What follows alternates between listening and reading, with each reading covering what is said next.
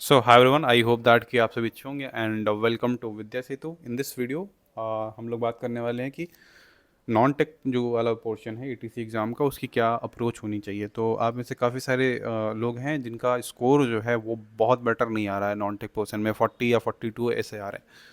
तो दो तरह के लोग हैं। एक तो जिनका स्कोर टेक वाले पोर्शन यानी कि अगर आप देखोगे मैथमेटिक्स और फिजिक्स में तो अच्छा आ रहा है 50-55 के आसपास, बट नॉन टेक वाले पोर्शन में वो बेटर नहीं कर पा रहे हैं।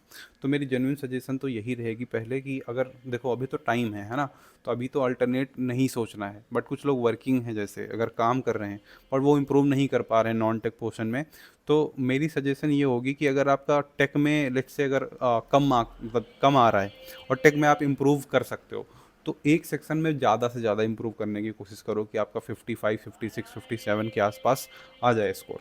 सो दैट अगर आपका जो पार्ट ए वाला पोर्शन है वो अगर वीक आ रहा है ना, नहीं इम्प्रूव हो रहा है, फिर भी आप सेलेक्टेड हो जाएं। समझ रहे हैं? तो द थिंग इज़ कि आपको कहीं ना कहीं एक पार्ट पे ज़्यादा मेहनत करनी पड़ेगी। और ये भी जो अप्रोच मैं अभी बता रहा हूँ ये तब सोचना है जब आपके पास आज से 10 दिन बचेंगे, है ना। तो अभी तो टाइम है, तो अभी आपको ये भी नहीं सोचना चाहिए मेरे हिसाब से। तो क्या स्टैंड होना चाहिए आपका अभी ऑन दिस प्रिपरेशन कि आपका नॉन टेक वाला जो पोर्शन है वो 50+55 के आसपास स्कोर आना स्टार्ट हो जाए। तो देखो सबसे पहली चीज़ तो ये है कि अगर आपने अभी तक मॉक नहीं दिए हैं, that is a very bad thing. अगर आपने मॉक दिए ही नहीं है तो आपको पता ही नहीं होगा कि आप एक्चुअली स्टैंड कहाँ के पे कर रहे हो, ठीक है। तो आई वुड सजेस्ट कि पहले तो आप मॉक ही दीजिए, है ना। सेक्शनल भी देख सकते हैं कि कितना नॉन टेक में आ रहा है। हालांकि मैं सजेस्ट करता हूँ कि एक फुल लेंथ का मॉक देने के बाद जो एनालिसिस आता है दैट इज़ बेटर, है ना। बट अगर आप नॉन टेक वाला केवल आप सेक्शनल दे रहे हो तो उसमें 3-4 नंबर का फ्लक्चुएशन आएगा एक्चुअल अगर आप फुल लेंथ मॉक दोगे एग्जाम में। नाउ द थिंग इज़ कि अगर आपका स्कोर लेट से आ रहा है 30 मार्क्स, 35 या 40 मार्क्स आ रहा है, इसको इम्प्रूव कैसे करना है। तो अगर आपका 30 के नीचे आ रहा है, मतलब 30 या 30 के आसपास, या 32 नंबर, 35 नंबर या 25 नंबर, 28 मार्क्स अगर ये आ रहा है, दैट मीन्स कि आपका सिलेबस ही नहीं कंप्लीट है, ठीक है। एंड व्हेन आई से सिलेबस कंप्लीट करना है, दैट डजेंट मीन कि आपको एसएससी की टाइप की प्रिपरेशन करनी है, कि आपको सारे टॉपिक्स करने हैं, हर चीज़ करनी है। ये चीज़ समझनी बहुत ज़रूरी है, क्योंकि फिर अगर तुम ये समझ लो कि जो इसका नॉन टेक वाला पोर्शन है उसको एसएससी की तरीके से पढ़ना स्टार्ट करोगे, तो मेरी बात ध्यान से समझो कि एसएससी में मेंस भी होता है, टाइपिंग भी होते हैं, और भी लेवल्स होते हैं जहाँ पे क्वेश्चंस का लेवल बढ़ा हुआ होता है। बट जो प्री का लेवल होता है सेम लेवल के आसपास का इनका लेवल होता है। एसएससी के प्री का जो लेवल है वो आपको आई थिंक पता ही होगा, अगर आपने एक बार पेपर्स वगैरह देखे होंगे कभी या नहीं भी देखे हैं मैं कहता हूँ, तो लगभग लगभग उस लेवल पे होता है। आपको कोई दूसरा एग्ज़ाम नहीं देना है, मतलब ये वाला एग्ज़ाम आपने दिया, ठीक है, उसके बाद आपको सेकंड एग्ज़ाम नहीं देना है कि आपको टीयर 2 देना है या मेंस लिखना है। आपको ये पहला एग्ज़ाम है, तो आपको ये ध्यान रखना है कि अगर आप क्वांट जैसे प्रिपेयर कर रहे हैं तो आपको क्वांट में अगर प्रॉफिट लॉस पढ़ रहे हैं तो आपको बेसिक चीज़ें पता होनी चाहिए, ठीक है। उनके ऊपर 50, 60, 100 जो है क्वेश्चंस आप जो है प्रैक्टिस कर लो, ठीक है। मतलब मिक्स किसी भी कॉन्सेप्ट पे एक थोड़ा सा आपके ब्रेन में ये डेवलप हो जाएगा कि क्या कॉन्सेप्ट कॉन्सेप्ट जो है हम लगाते हैं जब क्वेश्चन को सॉल्व करते हैं प्रॉफिट लॉस वाले, है ना। जैसे सीपी क्या है, एसपी क्या है, डिस्काउंट क्या है ना, डिस्काउंट परसेंटेज कैसे निकालोगे, है ना। ये सारी चीज़ें आपको बिल्कुल एकदम क्लियर होनी चाहिए। सक्सेसिव जैसे डिस्काउंट है, बार बार ये चीज़ें पूछे, तो ये चीज़ें आई होप आपने क्लियर करी हो। अगर ये नहीं क्लियर करी है तो इसका मतलब है कि ये प्रॉब्लम करेंगी। फिर इतना क्लियर होना चाहिए, और लगभग लगभग आपका 1 से 2 घंटे के आसपास में ये चीज़ हो जाएगी। अगर आपने बैच में इनरोल करा हुआ है तो वहाँ पे सारी चीज़ें मैंने करवा रखी हैं, बहुत कम टाइम में आपका हो जाएगा। अब उसके बाद क्या करना है, आपको प्रैक्टिस कर लेनी है ना। नाउ अगर सिलेबस कंप्लीट नहीं है तो आपकी अप्रोच यही होनी चाहिए। जैसे मैं एक एक सब्जेक्ट की बात करूंगा, जैसे मैं सबसे पहले मैं क्वांट की ही बात कर लेता हूँ। तो क्वांट में क्या है, देखो अगर देखोगे तो यहाँ पे डी आई आता है, एरिया वॉल्यूम आता है, एस आई सी आई आता है, टाइम स्पीड डिस्टेंस आता है, टाइम एंड वर्क आता है, रेशियो प्रोपोर्शन आता है, प्रॉफिट लॉस आता है, परसेंटेज, एवरेज और नंबर सिस्टम वगैरह। ये सारे टॉपिक्स जो है मेन टॉपिक हैं जहाँ से क्वेश्चंस ये पूछते हैं। नाउ स्टार्ट करना है परसेंटेज से। परसेंटेज के जो भी बेसिक चीज़ें हैं, जैसे रेशियो से प्रपोर्शन में, रेशियो से फ्रैक्शन में कन्वर्जन कैसे होता है, क्या किसकी वैल्यू है, वो याद करना है। टेबल्स आपको याद कर लेनी है so that you will be able to solve the question in a very less amount of time. Now यही सारी चीज़ें करनी है। तो बहुत सारे टीचर्स हैं अगर आप एसएससी में देखोगे तो, जिनकी हैंडबुक टाइप की कुछ आती है, तो आप आई वुड सजेस्ट कि आप उसको परचेज कर लो ना। अगर बैच में है तो आपको ये सब चीज़ें नहीं करनी है, वहाँ पे मैंने सारी चीज़ें दी हैं, बट मैं दोनों पर्सपेक्टिव से कर रहा हूँ, चीज़ों को बता रहा हूँ यहाँ पे। तो आपको क्या करना है, वो कुछ भी परचेस कर लो आप, है ना, वो 70-75 ऐसे इतने के रुपए का कुछ मिलता है, मुझे नहीं पता एग्जैक्टली, बट वो शॉर्ट टाइप का होगा, तो आपको यू विल नो कि हाँ अ, मतलब इतना जो है आपको पढ़ना है, ठीक है। तो आप वीडियोस देखो या वन शॉट देख लो कहीं से, और हर एक टॉपिक पे लगभग 50 से 70 क्वेश्चन आपको कर लेने हैं, ठीक है, 50-60 क्वेश्चन सॉल्व कर लेने हैं हर एक टॉपिक के। नाउ क्वांट आपका फिनिश हो चुका है, अब इसके आगे आपको प्रैक्टिस नहीं करनी है, ठीक है। नाउ रीजनिंग में अगर आप देखोगे तो एक ये सर हैं जिनके नाम मैंने यहाँ पे लिखा हुआ है, और इनसे आप फ्री में ये सारी चीज़ें पढ़ सकते हो, ठीक है। इनके यूट्यूब पे जाना, सारे मेथड्स वगैरह लिखे हुए, मतलब उन्होंने प्रॉपर पढ़ाए हुए हैं, तो आप पढ़ लो, ठीक है। अब यहाँ पे एक ध्यान देने वाली बात है कि ये 15 मार्क्स जो आते हैं ना, ठीक है, 15 मार्क्स का, इसमें कोशिश करो कि 15 में 15 हिट कर दो, ठीक है। बट इसको 13 से नीचे मत लेना। अगर 13 मार्क्स से कम तुम्हारा रीजनिंग में आया, या 13 कम से कम तुम्हारा, जैसे यहाँ पे मैंने मिनिमम लिख रखा है, इससे कम अगर आपका क्वांट में आ रहा है, दैट मीन्स कि सिलेक्शन लेना बहुत ज़्यादा मुश्किल हो जाएगा। समझ रहे हो? तो ये अप्रोच आपकी होनी चाहिए कि पहले सिलेबस को आपको कवर करना है। Now when I talk about the English, तो इंग्लिश में दो चीज़ें हैं, एक तो नरेशन और नरेशन पढ़ना है, और and the second thing is आपको वॉइसेस पढ़ना है। तो ये इनके लिए तुम सीधा सीधा एक तरुण सर हैं, उनको आप फॉलो कर सकते हो यूट्यूब पे। उनकी 2-2 घंटे की वीडियो है, उसको आप देख लो। मतलब अगर शुरू के 1-1 घंटे भी उनने उसकी उनकी वीडियो आपने देख ली, तो that is more than enough. ना वो कैब के लिए मैंने बताया कि अगर वो कैब आपकी बहुत बेटर नहीं है, तो ऐसा नहीं होगा कि आप तीर चला दोगे 1 महीने में, है ना। तो आई वुड सजेस्ट कि जो PYQs हैं उनके आसपास की वो कैब जो ऑप्शंस में लिखे हुए हैं, वो बस करो, इतना करो और कुछ नहीं करना है।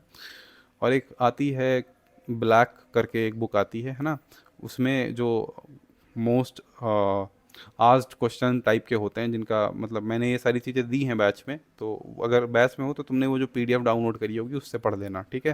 बट इतना ही करना है।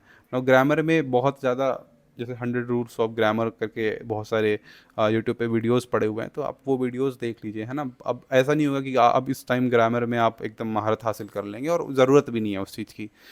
तो ये आपकी अप्रोच होनी चाहिए इंग्लिश में। और इसी तरीके से बचा GA। तो GA का मैं आपको बताता हूँ, ये कुछ चुनिंदा टॉपिक्स हैं जिनके अराउंड क्वेश्चंस पूछे जाते हैं। अब कुछ बच्चे बोलेंगे कि मुझे ज्योग्राफी पूरी पढ़नी है, तो फिर तुम्हारा सिलेक्शन नहीं हो पाएगा। मैं तुमको सही बता रहा हूँ, तुम पूरी ज्योग्राफी अगर पढ़ने बैठ रहे हो, नहीं हो पाएगा, बहुत ज़्यादा है, ठीक है। तुमको वो सिलेक्टेड टॉपिक्स ही लेने हैं जो पूछे जाते हैं, ठीक है। और इसमें जो जो टॉपिक्स में लिखे हैं, बुक्स एंड ऑथर लिखा है, इसको बहुत प्रॉपर ढंग से करना। कंट्री कैपिटल ये सब मैंने पढ़ा रखा है, इनके PDFs वगैरह भी दिए हैं।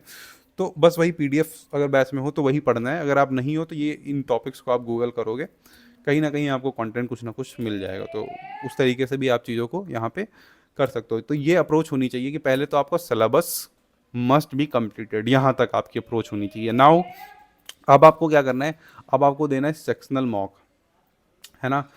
कम से कम 10 से 12 जो है सेक्शनल मॉक आपको देने हैं, ठीक है।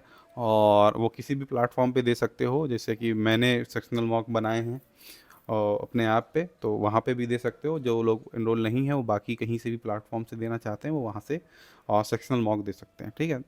कोशिश करो कि 10 भी, मतलब ज़्यादा ही हैं, है ना।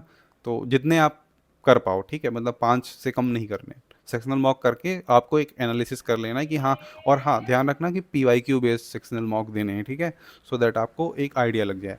नाउ जब आपका सेक्शनल मॉक हो जाएगा तो आपको आइडिया, मैं सेक्शनल मॉक इसलिए बोलता हूँ क्योंकि उसको एनालाइज करना ईजी होता है।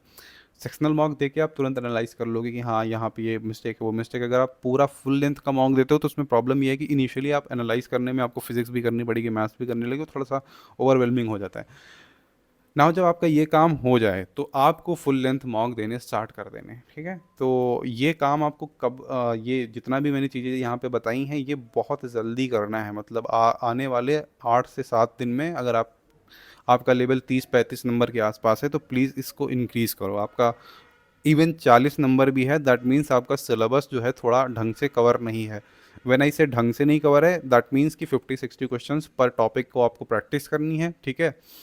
और इससे ज़्यादा नहीं करना है फालतू में कि आप सिलेबस ही करते रह गए और आपका एग्ज़ाम आ गया, आप 10 दिन पहले मॉक देना स्टार्ट कर रहे हैं, फिर तो भूल ही जाओ सिलेक्शन होना, ठीक है। तो आई होप आपको सारी चीज़ें समझ में आ गई होंगी। अगर आपके पास कोई डाउट है तो आप कमेंट सेक्शन में पूछ सकते हैं। Plus I run a batch 2.0 for the ATC exam, जिसमें हम कम्प्लीटली आपको प्रिपरेशन करवाते हैं 1 महीने। अभी आपके पास लगभग 1 से 1.5 महीने के आसपास बचा हुआ है, उस बैच में आप सारी चीज़ें कर सकते हैं, कहीं से भी इधर उधर देखने की ज़रूरत नहीं है, हर चीज़ बिल्कुल सॉर्टेड है। तो उसके लिए आपको क्या करना है, नीचे एक एजुकेट ऐप दिया हुआ है, उसको आप इंस्टॉल करेंगे। इंस्टॉल करने के बाद आपको क्लासरूम आईडी डालना पड़ेगा एज ए स्टूडेंट, लॉगिन करके। जैसे ही आप क्लासरूम आईडी डालेंगे, आप मेरी क्लास में आ जाएंगे। उस ऐप पे बहुत सारे टीचर्स लेते हैं, तो सबकी अलग अलग क्लासरूम आईडी होती है।